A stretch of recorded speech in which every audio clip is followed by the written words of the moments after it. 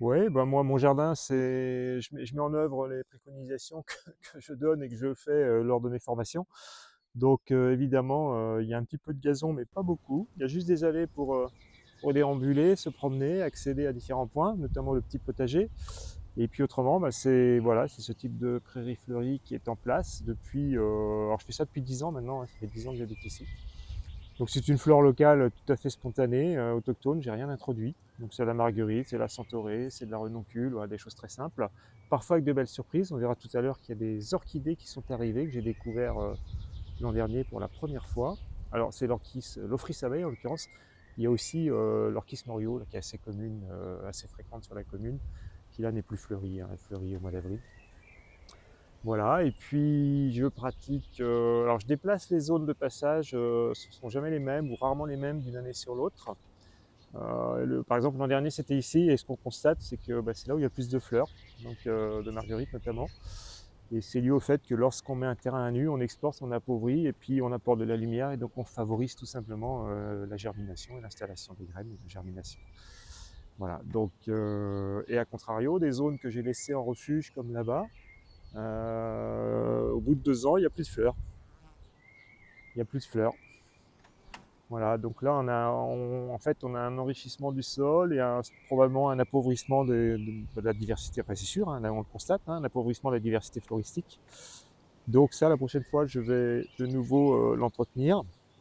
L'idée, c'est que ça dure de toute façon pas plus de 2 ans. Voilà, et donc ce sont des cycles comme ça où je déplace les zones refuge, les zones entretenues d'une année sur l'autre. Et ça me permet de voir comment ça évolue, de voir la faune aussi qui fréquente le jardin, notamment, bah, tiens, là on a des agrillons là qui volent là. Je sais pas si on va pas les voir sans doute, parce qu'il y a un petit point d'eau à côté, dans le jardin également, qu'on peut aller voir si on veut.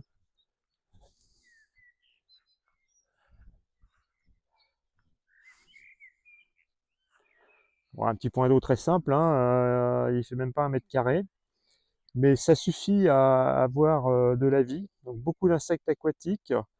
Régulièrement, je trouve des larves de salamandres, donc les salamandres viennent pondre et se reproduire dans ce petit bassin.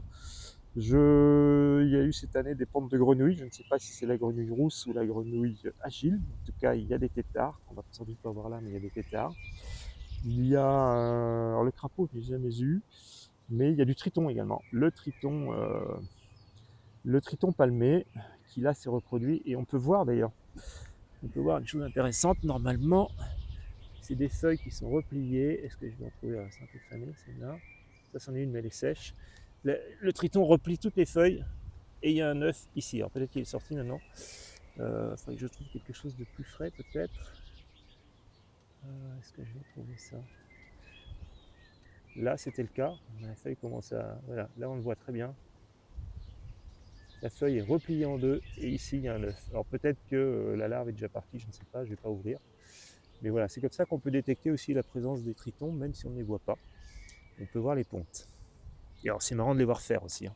Parce qu'avec leurs pattes, elles manipulent la feuille pour la plier. C'est tout un exercice. Et alors il y a une grenouille elle me connaît, vous avez vu? Elle bouge pas. Je l'avais même pas vue. La grenouille verte, l'unique grenouille verte du bassin. C'est très marrant. Et je crois qu'elle a l'habitude de me voir. En tout cas, elle est bien intégrée dans son environnement parce que, alors là-bas on a un tétard, tiens, qui pointe au bout de son nez. Ici, il y a un tétard. Alors c'est peut-être pas facile à voir, mais il y a un tétard. Voilà. Donc en fait, il suffit de très peu de choses, hein. C'est vraiment pas grand chose. C'est une bâche en caoutchouc, c'est de l'EPDM. C'est assez solide, c'est souple et ça reste étanche, pourvu qu'on ne la perce pas évidemment, mais c'est un très bon matériau pour faire ce type de bassin. Puis on a le petit muret de pierre sèche, bon c'est un peu aussi pour la déco, mais ça peut être utile pour des insectes, des escargots, et le tas de foin, voilà, dans lequel on va trouver peut-être en dessous des salamandres, des hérissons.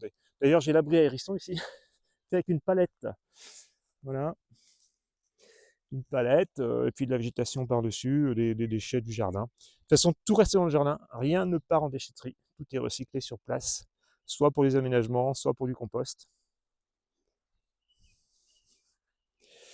Voilà quelques exemples de ce qu'on peut faire assez facilement, hein. C'est très simple à faire en fait. Très très simple et très utile.